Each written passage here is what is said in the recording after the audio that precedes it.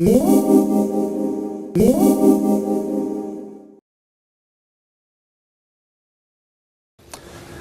is not built that way. Capitalism is built macro. Macroeconomics is three-dimensional.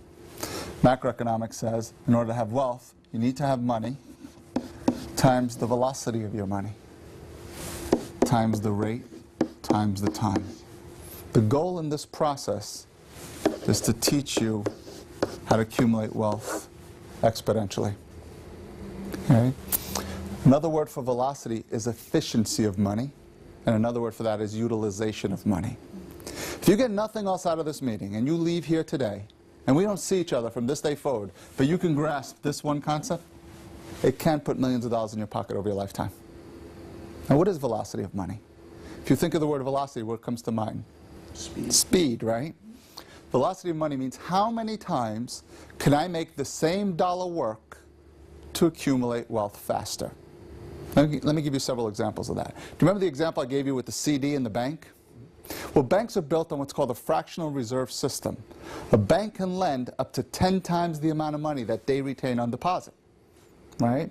You go to a bank for a mortgage, they give you a mortgage and you make a payment. Where does the payment go?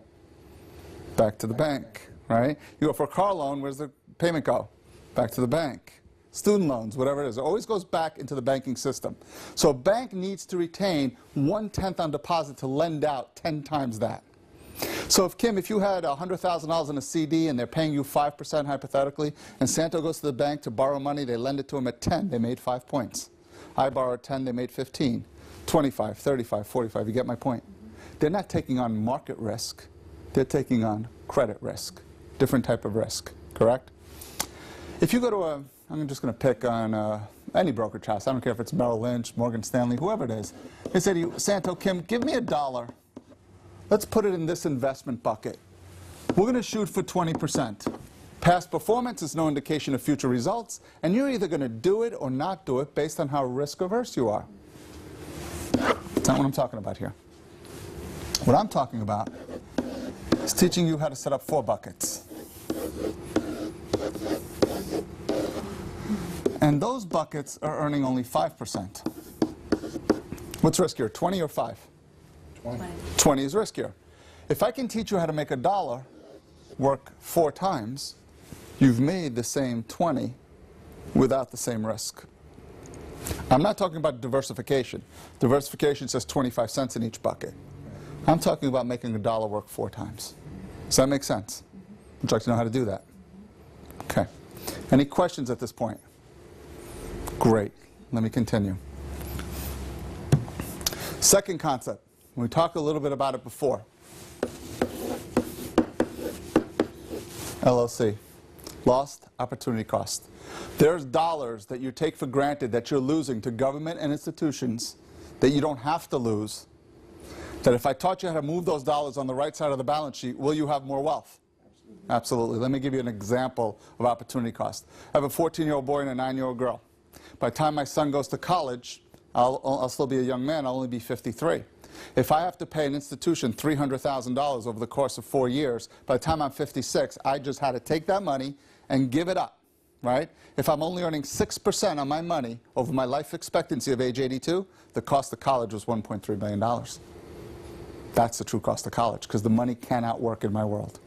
That's one example. There are multiple examples of this where you're losing dollars, from leasing an automobile to the taxes that you pay on dividends and interest that you earn. So the goal here is to teach you how to recover most of those dollars. Third principle. Any strategy that you implement needs to have 2 of these 3 components for it to be an effective strategy. Leverage, liquidity, and control. You need to be able to leverage an asset. There's 3 forms of leverage, which I'll discuss. The assets have to be liquid, and ultimately you need to be in control. You mentioned to me in our conversation prior that you have a 401k, right? Now the premise is that it's a tax deduction. I contend that it's a tax postponement. And you mentioned earlier in previous conversations that taxes more than likely in a $17 trillion deficit, taxes more than likely will be higher as opposed to lower. Okay? Can you leverage that 401k? Is it liquid? Can't touch it to 59.5. Who controls that? Government. Government controls it. Why? They tell you how much you can put in, who the employees that you have in your company that you have to include in the plan, when you can touch it, and what the taxes are going to be. That's like the fox guarding the chicken house, isn't it? Now there's 3 forms of leverage. OPM, other people's money. Okay? OPT, other people's time. And the third, I just need you to remember the term, leveraging future value certain. I just need you to remember that for now. We're going to come back to this a little bit later. Let me back up for a second here. And I didn't give you an example. I just want to give you an example of velocity or efficiency of money. Okay? A classic example of this might be real estate. If I own a piece of investment property, or I own a piece of commercial property, what does that property produce for me? Hopefully, if I bought the right property, appreciation, right? I can depreciate that asset over time, right? I have mortgage interest deduction, not deferment, right? And I have rental income. I get other turns of money as opposed to just the rate of return. Does that make sense? Okay? This principle can apply to almost any product in your world. So we have velocity or efficiency of money, we have opportunity cost, and we have leverage liquidity control. 4th principle. You as a consumer focus on internal rate of return. What is the rate of return I get on a particular asset? In macroeconomics, there's actually 3 rates of return that happen. There's the internal, the external, and the eternal rate of return. It's 3-dimensional. Listen to what I'm about to tell you, because this is probably the most important thing I'm going to share with you today. We could have the same amount of money over the same time frame. You could be earning 9% on your money. I could be earning 3% on my money. So you have 3 times the internal rate of return. You're taking on more risk, right? But I understand how to use external and eternal rates of return in your world. I will have a ratio of wealth at retirement at least 2 to 1 more than you, because I understand how to use the external and internal rate of return. I understand how to use the golf club. Does that make sense? Any questions at this point? Okay, let me take you to the next step. In this process, you need to have an economic model. You need to have a blueprint. When your home was built, there was an architectural drawing for that home, right? And in 1982, when I started practice, I used to give you a 40-page financial plan, 38 pages of boilerplate, based on complete guesswork, right? As to what taxes were going to be, what inflation was going to be, and all these other factors.